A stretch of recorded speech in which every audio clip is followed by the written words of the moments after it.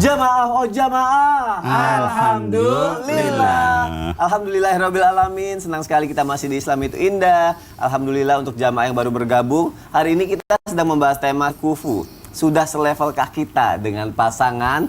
Nah, jamaah aku yakin juga pasti banyak banget yang penasaran.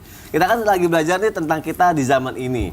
Nah, jamaah juga pasti pengen tahu nih Ustadz Syam, di zaman Nabi dulu ada nggak sih pernikahan yang tidak sekufu? Ada kisahnya nggak Ustadz Syam? Baik, bismillahirrahmanirrahim. Tabi guruku Nabi Ustadz Maulana Mas Soni serta guru-guru kami yang dimuliakan Allah Subhanahu wa taala. Sayyidina Zaid bin Harithah tumbuh besar bersama dengan baginda Nabi sallallahu alaihi wasallam, yang mana beliau ini adalah seorang mantan budak yang dimerdekakan.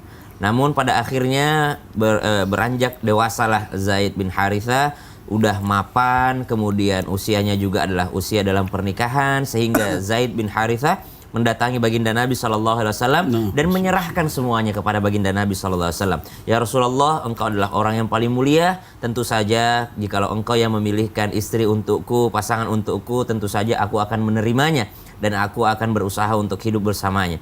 Maka baginda Nabi SAW melihat Zaid bin Harith adalah seorang yang soleh, seorang yang baik, seorang yang tutur katanya lembut. Beliau juga adalah orang yang sangat luar biasa, yang dekat dengan baginda Nabi SAW.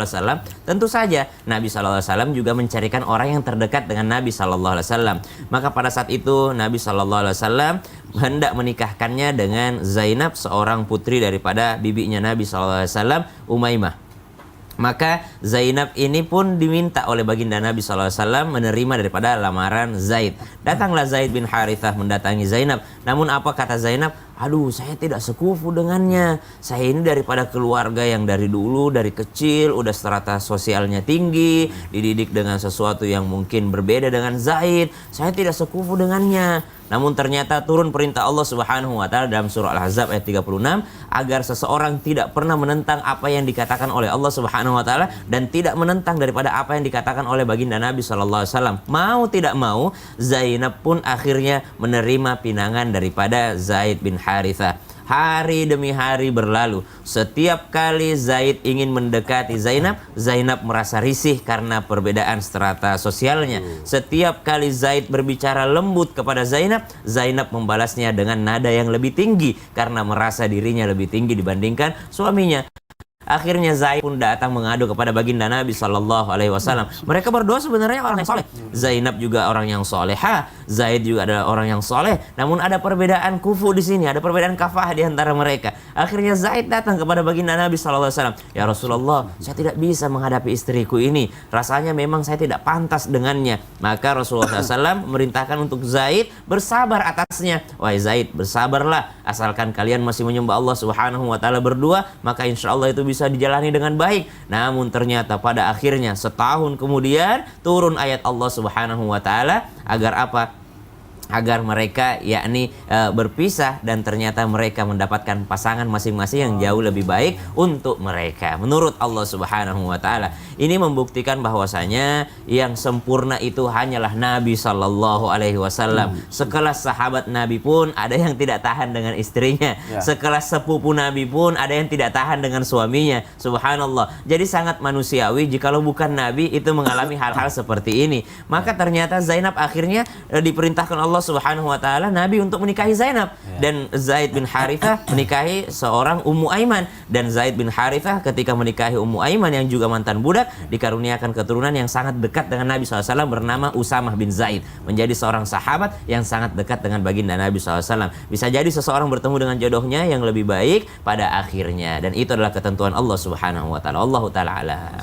Terima kasih Ustaz Syam, penjelasannya relate sekali dengan tema kita hari ini, dan semoga bisa menginspirasi semua jamaah. Ya, tadi kan pada akhirnya tidak berjodoh atau tidak berjodoh, tidak sesuai takdirnya gitu ya, apa gimana ya maksudnya? Atau tidak langgeng gitu. Berarti ada kemungkinan juga dong kalau misalnya tidak sekufu itu berarti akan susah mempertahankan hubungan kalau gitu. Susah mempertahankan hubungan.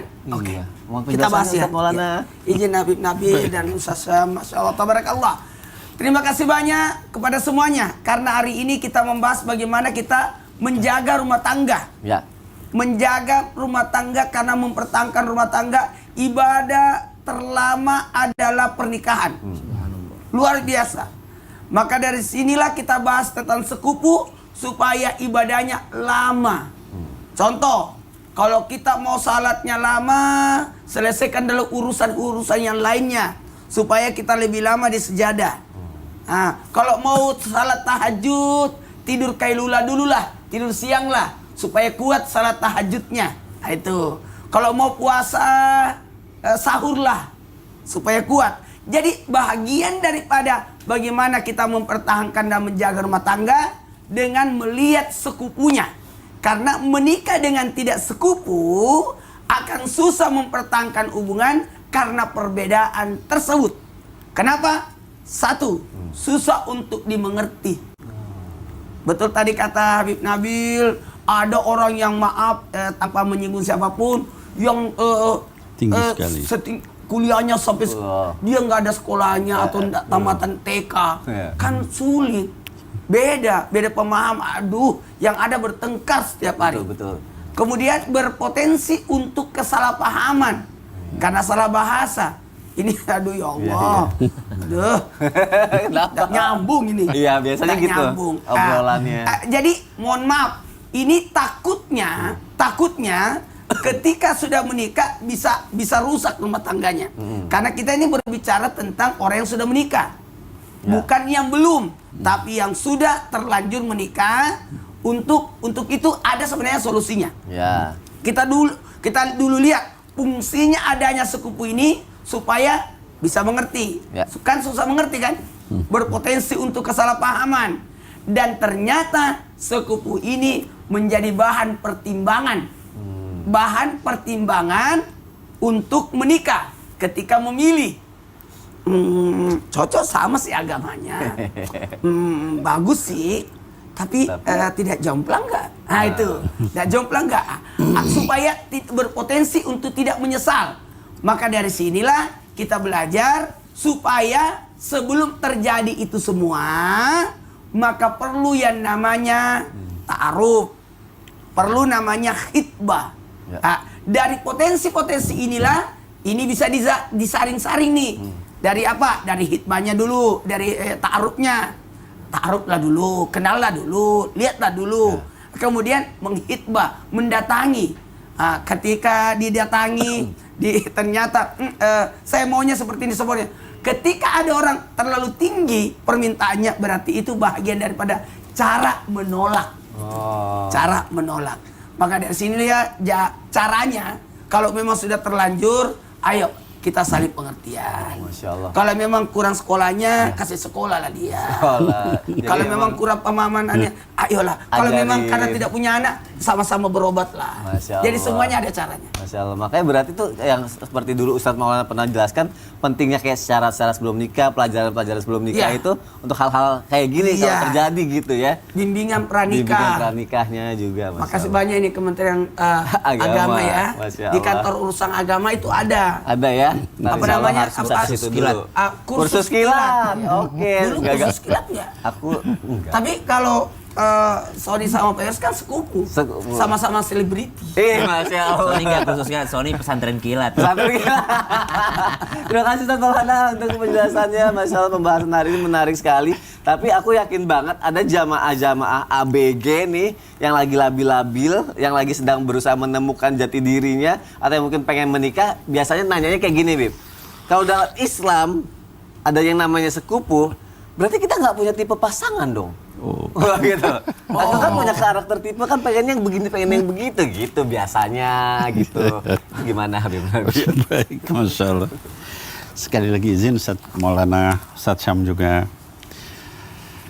Alhamdulillah wassalatu wassalam ala Sayyidina Muhammad ibni Abdillah wa ala alihi wa sahbihi wa mawalah. Masya Allah. Tadi yang disampaikan Ustaz Maulana, contoh-contohnya ya tentang kalau nggak sekufu itu dampaknya begitu. Kemudian kisah yang tadi disampaikan oleh Ustaz Syam, Masya Allah. Wadih kawuduhas syams. Ya, dalam bahasa Arab dikatakan sudah jelas seperti matahari di siang bolong.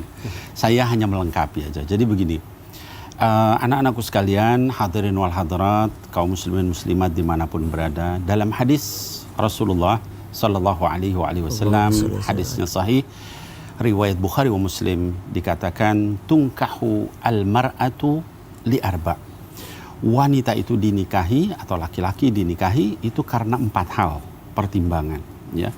Li maliha, yang pertama kata Rasul SAW, banyak orang mencari karena uangnya. Nah, ini nyari duitnya pokoknya. Siapa yang kaya, siapa yang banyak duit gitu ya. Kemudian wali jamaliha, wali hasabiha, karena keturunannya, bangsawan, darah biru, ya darah hitam. Kemudian yang ketiga adalah wali jamaliha, kecantikan, kegantengan. Kemudian wali diniha, karena agamanya. Tadi Rasul SAW menceritakan jenis-jenis kufu. Lalu di akhir kata beliau, fadfar bidatid din taribat yadak. Maka cari oleh kalian semua agamanya. Karena dengan itu kalian akan berdebu. Taribat yadak itu tangannya berdebu. Artinya apa? Karena sering beribadah kepada Allah gitu. Ketika kita itu punya pasangan, orangnya bagus agamanya, itu akan membuat kita senang ibadah, dekat sama Allah Subhanahu wa taala. Nah, anak-anakku sekalian, lalu bagaimana dengan tipe ideal kita, idola kita? Boleh, Islam tidak menghalangi itu, ya. Asal tadi perhatikan kedekatan itu tadi. Tadi di dalam kisah-kisah dikatakan bagaimana Asiyah binti Mudahim itu nikah dengan Firaun. Apa yang terjadi? Dipisahkan sama Allah karena nggak level. Firaun begitu jahatnya, Asiyah binti Mudahim begitu baiknya. Ibu susunya Nabi Musa alaihissalam. Kemudian Nabi Nuh, Nabi Lut, istrinya luar biasa jahatnya. Akhirnya apa? Dipisahkan sama Allah. Wahanta tadi ada orang soleh yaitu Sayyidina Zaid bin Harithah ya dengan Sayyidatina Zainab binti Jahash. Itu pun kemudian pada akhirnya cerai. Tapi karena dua-duanya orang soleh, ya mereka bersabar, diperintah sama Rasul, mereka taat. Apa yang terjadi? Zainab binti Jahash ketika kemudian bercerai dengan Zaid bin Harithah, Allah Subhanahu wa taala memberikan pahala atas kesabarannya dengan suami yang seperti itu yang dibawa dia, tapi dia taat kepada Allah dan Rasul, lalu dinikahkan dengan Nabi Muhammad sallallahu alaihi wasallam yang jauh lebih luar biasa, semuanya dapat. Ya. Nah, sebaliknya apa keutamanya Zaid bin Harithah yang tadi dia bersabar dengan istrinya yang tidak suka sama dia karena dia levelnya mungkin atau penampilannya atau apa. Dia menjadi setelah cerai dengan Zainab, namanya menjadi satu-satunya nama sahabat yang dicantumkan dalam Quran. Nggak ada nama Abu Bakar, Umar, Uthman, Ali dan lain-lain dalam Quran. Hanya satu nama sahabat yaitu Zaid. Ya, falamma qada Zaidun, kata Allah Subhanahu wa taala. Kenapa? Kesabarannya. Jadi begitu. Berarti tetap sabar selama kita niatnya baik. Boleh. Allah akan kasih yang terbaik. Yang terbaik. Jadi solusi daripada itu semua, sabar. Sabar mencari yang agamanya bagus, sisanya kita takwa sama Allah Subhanahu. Itu kuncinya ya, jamaah ya, dari semua tipe kita yang paling penting adalah itu ternyata. Terima kasih Habib Nabil. Sami-sami, Ustaz. Semoga terjawab juga jamaah yang ada di rumah. Kalau gitu sekarang aku bacain lagi deh. Pertanyaannya sudah masuk lagi ke media sosial Islam itu Indah. Yuk sama-sama kita masuk ke segmen Tanya Dong Ustadz. Kami semua tanya dong Ustadz. Masya Allah, tabarakallah. Kali ini ada pertanyaannya dari biasa ya, surat-surat dari jamaah gitu ya. Aku bacain. Tunggu dong, kurirnya baru datang nih. Ke saya nih. Nggak nabraknya pinter, udah tahu cara ngerem ya. Masya Allah. Nah, kemarin enggak? Enggak, biasanya nabrak duk gitu. Udah kursus sekarang, kembalikin ya tuh. Jalan. Terima kasih ya. Mobil kok nggak bisa muter balik sendiri? Harusnya kan muter baliknya sendiri ya. Masya Allah. Kok cuma satu, biasanya banyak yang dianterin. Aku bacain deh. Dari siapa ya kali ini ya? Karena jamaah Islam itu Indah sangat cinta dengan program kita. Jadi dari daerah-daerah biasanya ngirim surat, Ustadz. Tumben manjang suratnya nih. Dari Lebak Bulus. Wah, dari Lebak Bulus, halo tuh. Aku bacain ya. Assalamualaikum Ustadz, Habib. Sekarang hidup saya tidak sedang baik-baik saja. Waduh. Dan mengalami masalah. Saya sering mengalami cekcok dengan suami karena banyak alasan. Kadang masalah kecil aja bisa jadi perdebatan antara kita. Sampai suami saya mengatakan talak kepada saya. Dan hati saya sakit sekali. Sekarang kami sudah bercerai. Padahal dulu kami menikah baik-baik saja. Karena saling mengenal dulu dan sudah sekufu juga. Wah, ini poinnya nih. Namun akhirnya keluarga saya hancur katanya. Kalau seperti ini bagaimana nih? Ini akan dijawab melalui tausiah ya sama Ustadz Syam. Panjang sepertinya nih Ustadz. Bismillahirrahmanirrahim. Tabi guru kami Nabi Ustadz Maulana Mas Soni serta guru-guru kami yang dimuliakan Allah Subhanahu wa taala. Wa min ayatihi an khalaqa lakum min anfusikum azwajan litaskunu ilaiha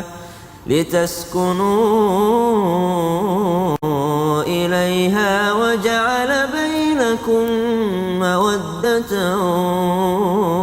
ورحمة إن في ذلك لآيات لقوم يتفكرون. Karena sesungguhnya pernikahan dan pasangan itu adalah bagian daripada ayat-ayat Allah Subhanahu wa taala dan ayat-ayat Allah yang mesti difikirkan bagi segenap manusia, segenap hamba Allah Subhanahu wa taala. Memikirkan pernikahan sebagai ibadah, maka tak ada satupun orang-orang yang ingin berhenti untuk beribadah. Karena sesungguhnya kita diciptakan sebagai manusia, wa ma khalaqatul jinna wal insa liya'budun. Maka yang pertama tentu saja kita mesti memandang pernikahan ini sebagai ibadah. Karena kalau kita tidak ada yakni dalam ikatan pernikahan, maka kita tidak ada mendapatkan pahala atau fadilah daripada sebuah kegiatan yang simpel tadi. Dalam ikatan pernikahan saja orang sudah bernilai ibadah di mata Allah Subhanahu wa taala. Maka subhanallah, ketika dikatakan apakah ada yang salah dalam pernikahan tersebut, tentu saja ada yang salah dalam pernikahan tersebut. Karena kalau baik-baik saja tidak mungkin bercerai. Karena kalau baik-baik saja tidak mungkin jatuh talak. Karena kalau baik-baik saja tidak mungkin terpisahkan. Tidak ada satupun orang yang berpisah tanpa alasan. Pasti ada alasannya. Dan itu ibu sendiri yang mengetahui alasannya. Namun, jikalau sudah terlanjur, ini yang mau kita bahas. Sudah terlanjur berpisah, tidak usah lagi untuk menjadi bahan untuk kenapa saya bercerai, apa ini takdir Allah Subhanahu wa taala. Ya sudah. Itu sudah selesai, tidak kembali lagi mungkin. Atau kalau masih bisa rujuk, mudah-mudahan kemarin talaknya cuma talak 1 atau talak 2, sehingga masih bisa rujuk kembali. Tapi kalau sudah talak 3, sudah tidak bisa lagi dipersatukan, ya, kecuali ada muhalilnya yang menghalalkan. Kalau sudah terjadi demikian, apa yang mesti dilakukan? Yang pertama, introspeksi diri.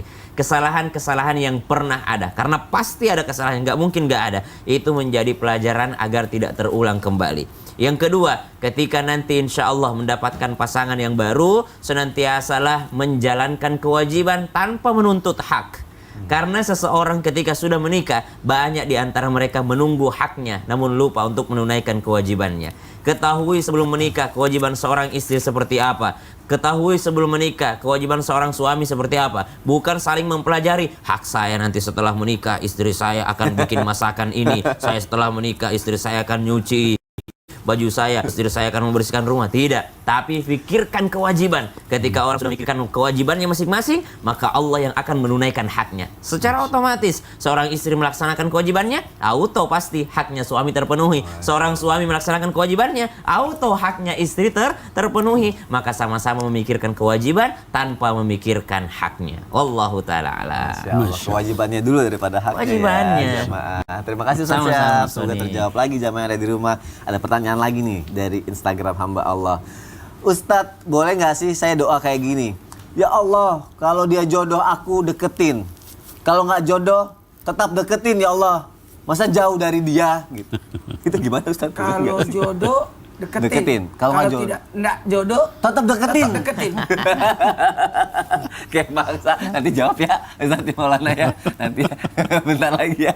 Jawab jangan kemana-mana. Gak lama aku akan dijawab sama Ustadz Maulana. Tetap di Islam itu indah. Jamaah oh jamaah. Alhamdulillah. Gimana tuh Ustadz?